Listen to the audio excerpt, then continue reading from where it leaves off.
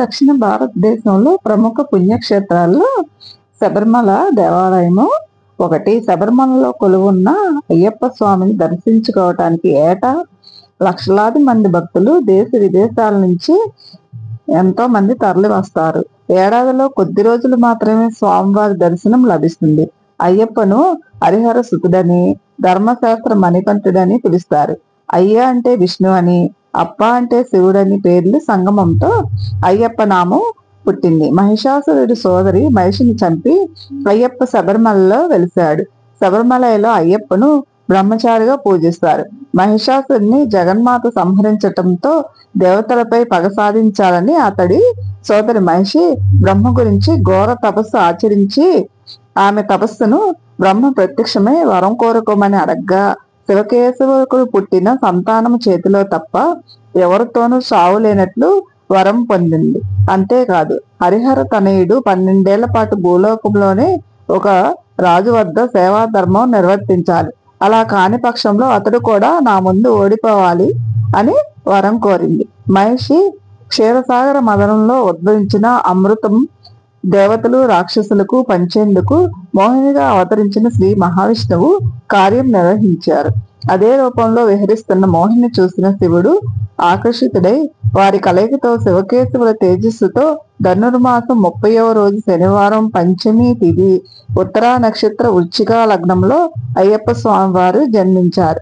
ఇతడు శైవులకు వైష్ణవులకు ఆరాధ్య దైవమై వెలుగొందుతున్నాడు. తండ్రి అయిన జగత్పతి ఆజ్ఞ ప్రకారం పంపానది తీరాన మెడలో మణిమాలతో శిశు రూపంలో అవతరించున్నాడు.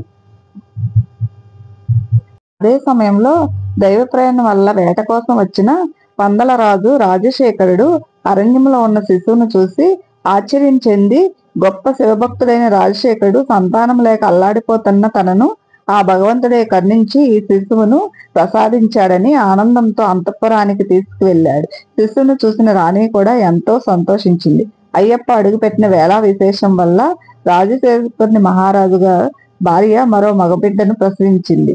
మణికంఠుని సాత్విక గుణం వల్ల కొందరు అయ్య అని, మరికొందరు అప్ప అని, ఇంకొందరు 2 పేర్లను కలిపి అయ్యప్ప అని పిలిచేవారు. మహారాజు తన కుమారులకు విద్యాబుద్ధులు నేర్పించడానికి గురుకులంలో చేర్పించినాడు.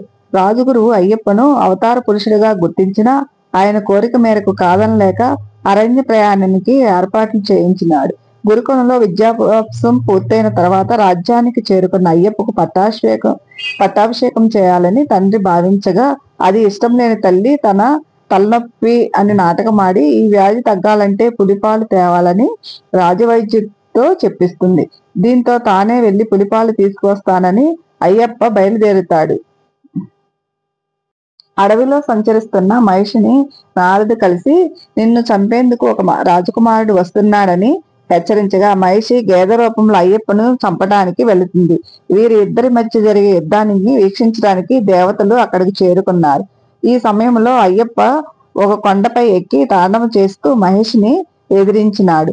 ఇరువురి మధ్య జరిగిన భీకర యుద్ధంలో మహిషిని నేలపై విసిరి కొడతాడు. ఆ దెబ్బకి గేద రూపంలో ఉన్న మహిషి మరణిస్తుంది. దేవతలందరూ ఆయన్ని స్తుతిస్తూ ముందుకు వస్తారు. అప్పుడు అయ్యప్ప ఇంద్రుడితో, దేవేంద్ర, నేను పులిపాలు తెచ్చే నెపంతో ఇలా వచ్చాను కాబట్టి మీరందరూ చిరుతలై నాకు తోడ్పడండి అని అడుగుతాడు. ఆయన కోరికపై అందరూ పుల్లుగా మారిపోయారు. ఇంద్రుడు స్వయంగా చిరుతగా మారి అయ్యప్పకు వాహనమయ్యాడు. పులి వాహనం అయ్యప్ప తన రాజ్యానికి చేరినాడు. పట్టాభిషేకం చేయాలని రాజుగారు భావిస్తే తనకు రాజ్యం వద్దన్న మణికంఠుడు ఒక ఆలయం నిర్మించి ఇవ్వమని కోరినాడు. తానొక బాణం వదులుతానని, ఆ బాణం ఎక్కడ పడితే అక్కడ తనకు ఆలయం నిర్మించాలని నియమం పెట్టాడు. అలా అయ్యప్ప వేసిన బాణం శబరిమలలో పడటంతో అక్కడే ఆలయం నిర్మించినారు. అక్కడే స్వామివారి స్థిర నివాసం ఏర్పరచుకుని తన భక్తులతో పూజలు అందుకుంటున్నారు.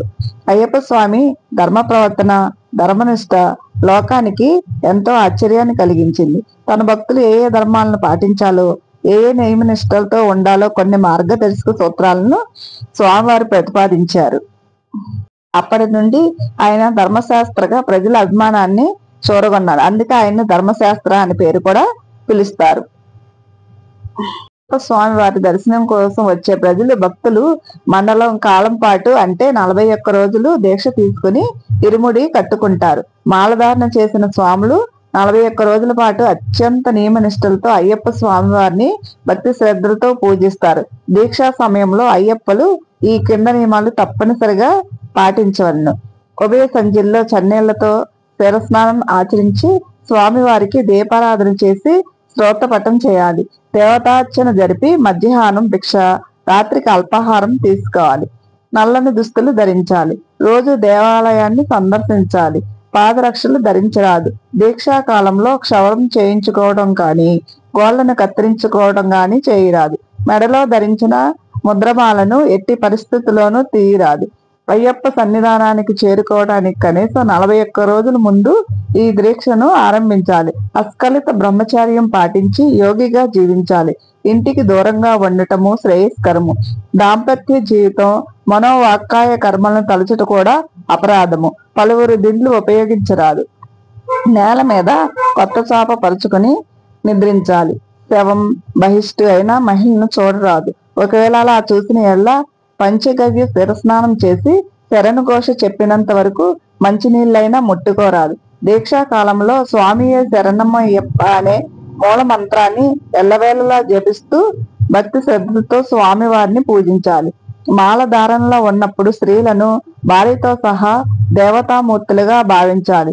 పేరు చివర అయ్యప్ప అనే పదం మాత్రమే చేర్చి పలకాలి. ఇతరులను అయ్యప్ప లేదా స్వామి అని మాత్రమే పిలవాలి. మహిళలను మాత అని సంబోధించారు. ఎవరైనా భిక్షకు పిలిస్తే తిరస్కరించరాదు. వీటిపై ఎల్లప్పుడూ విభూతిని, చందనమును, కుంకుమను ధరించాలి. మద్యం సేవించడం లాంటి దురవాట్లకు దూరంగా ఉండాలి. తాంబూలం కూడా నిషిద్ధమే. సాత్వికాహారాన్ని తీసుకోవాలి. రాత్రిపూట అల్పాహారము. స్వామి శరణ ఘోష ప్రియుడు కాబట్టి నిరంతరం భజనలో పాల్గొనాలి. హింసాత్మక చర్యలకు దూరంగా ఉండాలి. అబద్ధమాడటం, దూషణ చేయరాదు. అధిక ప్రసంగాలకు దూరంగా ఉండాలి. స్వామికి అర్చన చేసిన తర్వాత ఇష్ట దైవాన్ని ధ్యానించాలి. అష్టరాగాలు, పంచేంద్రియాలు, త్రిగుణాలు, విద్య, అవిద్యలకు దూరంగా ఉండాలి. దీక్షా సమయంలో తమ శక్తి కొరకు కనీసం ఒక్కసారైనా అయ్యప్పలకు భిక్ష పెట్టాలి. స్వామి కర్పూర ప్రియుడు కాబట్టి ఉభయ సంధ్యల్లో కర్పూర హారతి ఇవ్వాలి. దీక్షా సమయంలో వయస్సు, హోదా, అంతస్తు మరిచి సాటి అయ్యప్పలకు పాదాభివందనం తప్పనిసరిగా చెయ్యాలి.